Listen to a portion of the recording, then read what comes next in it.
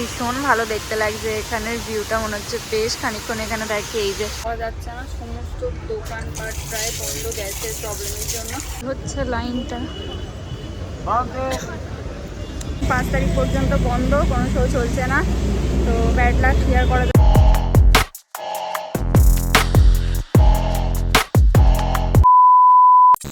তো hello everyone, again welcome back to my channel. আমি সৌমিলি নিয়ে চলে এসেছি আপনাদের জন্য আরও একটি নতুন ব্লগ। তো আজকে বেরিয়ে পড়েছি হচ্ছে ঘুরতে যাওয়ার উদ্দেশ্যে। তো অনেকদিন কোথাও বেরোনো হয়নি, তাই ভাবলাম যে কাছে পিঠের মধ্যে কোথায় ঘোরা যায়। সেই জন্য বেশি না ভেবে কলকাতার কিছু ফেমাস জায়গা ঘোরার জন্য বেরিয়ে পড়েছি। আর এই জায়গাগুলো যদিও আমি বেশ কিছু বছর আগে এসেছিলাম, তবে আজকে গিয়ে দেখবো যে কী কী চেঞ্জেস এসেছে। বেশ কিছু বছর আগে যদিও বা এসেছিলাম, তবে এখন দেখবো যে কী কী চেঞ্জেস এসেছে সমস্ত কিছু, সেগুলো ঘোরার জন্য খরচাই বা কীরকম। তো যারা এরকম ছোটোখাটো একদিনের ট্রিপ করবেন ভাবছেন, তো কোথায় কোথায় ঘোরা যায় চলুন আজকে দেখি যে কোথায় কোথায় ঘুরতে পারি এবং সমস্ত কিছু খরচা কী কী করছি সমস্ত কিছু আপনাদের সাথে শেয়ার করবো। তাই ভিডিওটা পুরোটা দেখতে থাকবো। বেরোনোর জন্য একটু রং টাইমই হয়ে গেছে, সেটা আমার অবস্থা দেখে বুঝতে পারছেন। তো যাই হোক, বেশ ভালোই গরম পড়ে গেছে এখন কলকাতায়। আমি এখন আপাতত রয়েছি হচ্ছে সদনে। এবার এখান থেকে প্রথমে যেখানে যাব এখানেই রয়েছে হচ্ছে নন্দন। তো নন্দনে তো মুভি দেখবো ডেফিনেটলি। তার আগে ভাবলাম যে বাজে হচ্ছে ওই 2-2:30-এর কাছাকাছি। তো সেই কারণে এখন যেহেতু মুভি চলছে, নেক্সট যেটা রয়েছে 3টে সামথিং 3:30 নাগাদ, তো ওই মুভিটা দেখবো। তার আগে সামনে যেটা রয়েছে হচ্ছে ক্যাথিড্রাল রয়েছে, বিড়লা প্ল্যানেটোরিয়াম রয়েছে। তো আমরা আপাতত ওখানে যাই। দেখি অনেক বছর আগে গিয়েছিলাম, বেশ অনেক বছর, 3 বছর এরকম সামথিং হয়ে যাবে। তো ওখানে যাই, টিকিট প্রাইস কি সমস্ত কিছু ডিটেলস আপনাদের সাথে শেয়ার করবো। তো কন্টিনিউ ভিডিওটা দেখে চলুন যা যা। অবশ্যই একটা ইম্পর্টেন্ট টিপস যেটা প্রচণ্ড পরিমাণে ভুল করে ফেলেছি, সেটা হচ্ছে এইরকম টাইমে কেউ বেরোলে ছাতাটা কিন্তু অবশ্যই মনে করে নিয়ে আসবেন। তো এখন তো বললাম যাচ্ছি হচ্ছে বিড়লাতে, দেখা যাক। শো টাইম যদিও বা 2টোতে দেখলাম গুগল করে, বাট এখন তো বেজে গেছে 2:30 বেজে গেছে। আর আমাদের আবার 3:40-এ কেটেছি, মুভির টিকিট কেটেছি। টিকিট নন্দনের টিকিটের মুভির টিকিটের প্রাইস হচ্ছে কিন্তু 30 টাকা থেকে শুরু। আর আমরা অনলাইনে কাটলাম, আপনারা চাইলে এখানে এসে অফলাইনেও কাটতে পারে। আর এই যে দেখা যাচ্ছে সামনে চার্চ, এই যে চার্চ বাইরে থেকে দেখা যাচ্ছে। এদিক দিয়ে সোজা গেলে গেট রয়েছে। এই হচ্ছে চার্চ, এই হচ্ছে চার্চটা। অনেক দিন বাদে এলাম আর এখান থেকে টিকিট কেটে নিয়েছি, 10 টাকা করে নিল পার হেড।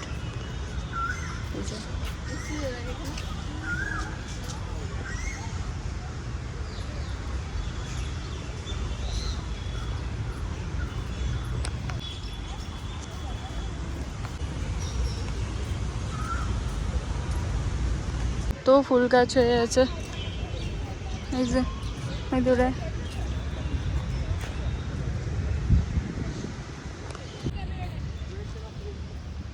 এবার যাবো চার্চের মধ্যে। চার্চ কিন্তু 6টার সময় মনে হয় বন্ধ হয়ে যায়। চার্চে গিয়েছিলাম, বেশ ভালো লাগলো, কিছুক্ষণ বসে থাকলাম। তারপরে ভিতরে যেহেতু কোনো ক্যামেরা অ্যালাউ নেই, ফটো তোলা ভিডিও করা কিছু অ্যালাউ নেই, সেই কারণে কোনো ভিতরে ক্লিপিং নেওয়া হয়নি। বাট বেশ অনেকক্ষণ বসেছিলাম, বেশ ভালো লাগছে, শান্তি লাগছে, আলাদাই একটা। আর এখন যাব হচ্ছে বিড়লাতে, দেখা যাক যে এখন কোনো শো রয়েছে কি না। যদি এখানে তো বললাম আপনাদের 10 টাকা করে টিকিট নিল, আর ওখানে দেখি বিড়লাতে গিয়ে যে এখন শো চলছে কি না, তাহলে আপনাদের সাথে শেয়ার করছি যদি ওর ভিতরে ঢুকতে পারি। তো থেকে একজন এই ভিতর থেকে বলছি কী সব বলছি, পিছন থেকে একজন হাই করছে আমার ব্লগে। বিড়লার সামনে, বিড়লা বন্ধ 5 তারিখ পর্যন্ত, দেখা হবে না শো। বিড়লার সামনে থেকে ফিরে যাচ্ছি, কারণ 5 তারিখ পর্যন্ত বন্ধ, কোনো শো চলছে না। তো ব্যাড লাক ক্লিয়ার করা যাবে। যদিও বা এসেছিলাম আমি, আর এসেছিলাম বলতে ওই 3 বছর হয়ে গেছে, তার আগে 3 বছর হয়ে গেছে, হ্যাঁ ওরকমই হবে। আর টিকিট প্রাইসটা আমি বলে দিচ্ছি, 140 টাকা করে হচ্ছে পার হেড টিকিট প্রাইস। 5 তারিখের পরে খুলবে, তাই যারা ভিডিওটা দেখছেন আসবেন ভাবছেন তো জেনে গেলেন 5 তারিখ পর্যন্ত বন্ধ। দেখা যাক, এবার নন্দনে যাওয়া যাক। 3টের মতো বাজে, এখনও 40 মিনিট বাকি আছে। তার আগে কিছু একটা খাবো, তারপরে দিন যাবো মুভি দেখতে। এখান থেকে ফুচকা খেলাম, খেয়ে তারপরে যাচ্ছি। এইখানটা করে তেমন খাবারের দোকান নেই, এইখানটা করে খাবারের দোকান বলতে এমনি ফুচকা, ঝালমুড়ি এই সমস্ত টুকটাকগুলো পাওয়া যাবে। আর সামনে রয়েছে অনেক। আমরা যাচ্ছি নন্দনেই চলে যাচ্ছি, ওখানটা বেশ ঠান্ডা রয়েছে, অনেক ছায়া ছায়া জায়গা ওখানে আড্ডা মারার জন্য। আগে প্রচুর এসে আড্ডা মারতাম প্রায়, এখন তো তেমন আসাই হয় না। তো ওখানে যাচ্ছি, ওখানে গিয়ে খাবো, আগে খিদে পাচ্ছে। যদিও বা এখন বেশ অনেকটা টাইম আছে, তাই জন্য ভাবছি আগে খেয়ে নেবো। আর ভেবেছি আজকে জুডিওতে যাবো, কিছু কালেকশনস দেখবো। সামনেই পয়লা বৈশাখ রয়েছে, কিচ্ছু শপিং করা হয়নি এখনো পর্যন্ত আমার, তাই জন্য আমি ভাবলাম যাই দেখি কী কী কালেকশনস রয়েছে। তার আগে সবটাই টাইমের উপর ডিপেন্ড করছে, যদি হাতে টাইম থাকে দেন তাহলে যাব। আমরা নন্দনে চলে এসেছি, ছজনের মধ্যে আমরা নন্দনে চলে এসেছি। আর যেহেতু এখন দেরি আছে, এখন ভাবলাম যে দেরি বলতে এই 10-15 মিনিটের মধ্যে, এখন দূরে খেতে গিয়ে আর আসাটা পসিবল না, তাই জন্য ভাবলাম এখান থেকে কিছু হালকা ফুলকা একটা খেয়ে নেওয়া যাক, তারপরে মুভি দেখার পরে যাব পেট ভরে কিছু খেতে। ফুড কোর্ট রয়েছে, এখানেও ফুড কোর্ট রয়েছে। এখানটা আই থিঙ্ক গ্যাসের প্রবলেমের জন্য বন্ধ রয়েছে। এখানে নুডলস, চাউমিন, নুডলস, রোল সমস্ত কিছু পাওয়া যায়। আর এটা তো বন্ধ গ্যাসের জন্য। আই থিঙ্ক এখানেও পাওয়া যায় স্ন্যাক্স আইটেম, বেশ ভালো কিছু। এখানেও দেখছি বন্ধ, এটাই একমাত্র রয়েছে অ্যাভেলেবেল। এই যে খোলা রয়েছে, এটাই হচ্ছে মেনু। এখান থেকে কিছু নিয়ে খেতে হবে। এই যে কচুরি নিয়ে নিয়েছি 1 প্লেট, কারণ আর কিছু পাওয়া যাচ্ছে না গ্যাসের প্রবলেমের জন্য, সবই বন্ধ। নিয়ে নিয়েছি হচ্ছে একটা চিকেন কাটলেট, এটাই আজকে আপাতত খাই। এই হচ্ছে সাইজ।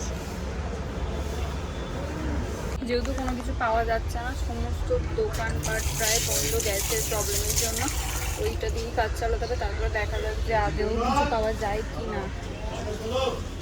হচ্ছে লাইনটা।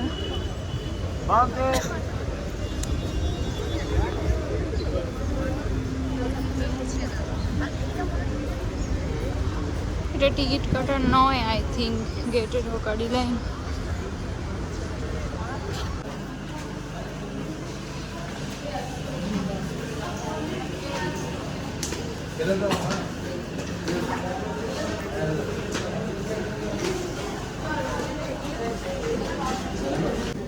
টিকিটটা বার করো ওর মোবাইলে।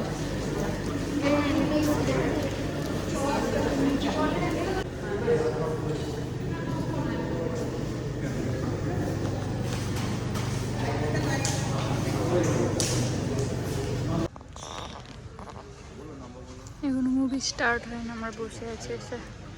মায়ের কথা অনুযায়ী এটা স্পষ্ট যে উনি কিছু একটাতে জড়িত। মুভি দেখা আমাদের কমপ্লিট। ঢুকেছিলাম যখন ছিল বিকেল, এখন একদম সন্ধ্যে হয়ে গেছে। এইখানে অ্যাম্বিয়েন্সটা বেশ ভালো লাগে, দেখাচ্ছি একটু।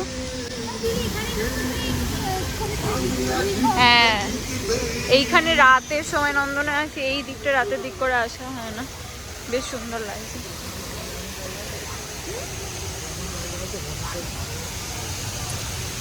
এই যে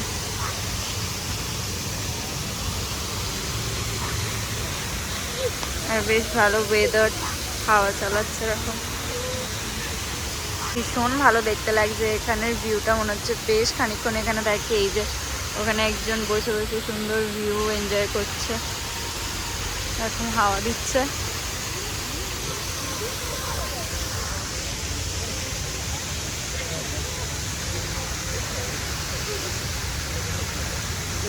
এই দিকটা করে অ্যাকচুয়ালি রাতের দিকটা আসিনি, প্রথম এলাম। ওই দিকটা মানে ওই দিকটা বসে বসে গল্প করি, আড্ডা মারি, দেন চলে যাই। আর আজকে যেহেতু ওই 4টার দিক করেছিল মুভি টাইমটা, তো সেই কারণে একটু লেট হয়ে গেছে, সন্ধ্যে হয়ে গেছে। তারপরে এখানটা আসলাম, বেশ ভালো দেখতে লাগছে। ওখান দিকে ওই দিকে 42টা, তারপর church, cathedral church. By the way, আমরা যে চার্চে গিয়েছিলাম ওটার নাম ছিল ক্যাথিড্রাল চার্চ, আমি বলতে তখন ভুলে গিয়েছিলাম। ওটা ভালো লাগছে বেশ। এই যে কাছ দিয়ে দেখা যাচ্ছে 42, আর এই ফাঁক দিয়ে দেখা যাচ্ছে হচ্ছে ক্যাথিড্রালটা, দেখাচ্ছি একটু। আগে বন্ধুদের সাথে এসে এই জায়গাটাতে কত আড্ডা মারতাম, মানে এই জায়গাগুলোতে এলে আলাদাই একটা হয় না, সেই জিনিসগুলো প্রচণ্ড মিস করি। আর পেছনের যে ওই এইগুলো লাইটগুলো আছে দেখা যাচ্ছে, তো এত ভালো লাগছে। আমরা মুর্শিদাবাদে গিয়ে এরকম একটা শো দেখেছিলাম মিউজিকের সাথে, তো সেই রকম লাগছে ঠিক, খালি এখানে ওই মিউজিকটা হচ্ছে না, বাট বাকি সেরকমই কিছুটা ফিল লাগছে।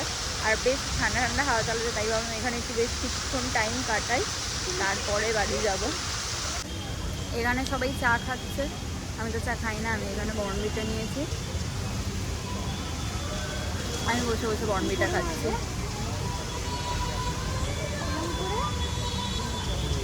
আর সকাল থেকে কচুরিটা খেয়েছিলাম, তারপরে চিকেন কাটলেটটা খেয়েছি। আমাকে আশীর্বাদ দিচ্ছ। চিকেন কাটলেটটা খেয়েছি, তারপরে পেটটা পুরোপুরি ভর্তি হয়ে গেছে। আমার খিদেও পায়নি, কিছু খেতেও ইচ্ছে করছে না। যেহেতু অনেকটা লেট হয়ে গেছে, আজকে আর জুডিওতে যাওয়া যাবে না। এখন দাঁড়িয়ে আছি, ভাবলাম নিউ মার্কেটে কিছু শপিং করা যাক, কিন্তু সেটাও আর হবে না, কারণ অনেকটা লেট হয়ে গেছে, বাড়ি যেতে হবে। এবার বাসের জন্য দাঁড়িয়ে আছি।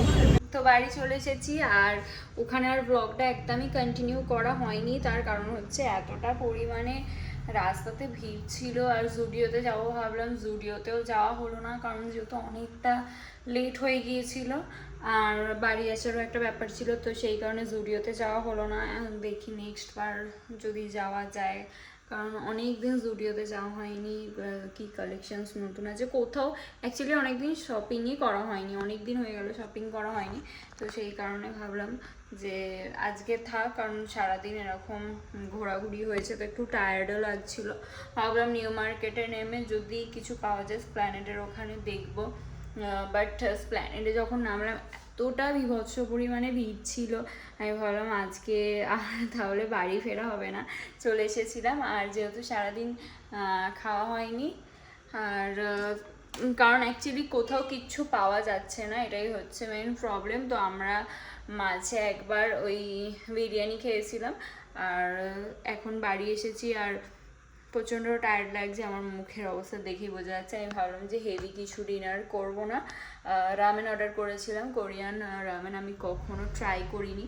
তো আমি ভাবলাম যে রামেনটা ট্রাই করে দেখা যাক যে কীরকম টেস্ট, ওটাই ডিনার করে নেবো। আর আজকে বেশি বানাবো না, একদম অল্প করে বানাবো, আমি খালি টেস্টটা ট্রাই করার জন্য।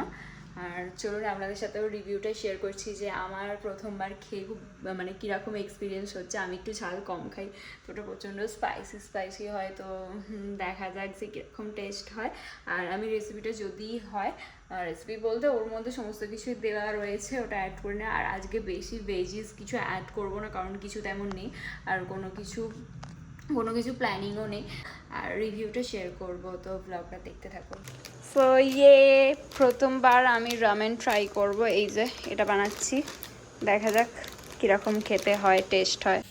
তো এই হচ্ছে রামেনটা বানিয়েছি, ওর একটু গ্রেভি বানিয়েছি, দেখি টেস্ট করে কীরকম লাগে। ও একটু ট্রাই করেছে, কীরকম লাগছে? ঝাল স্পাইসি। তো ব্লগটা আজকের এতটুকুই রাখছি।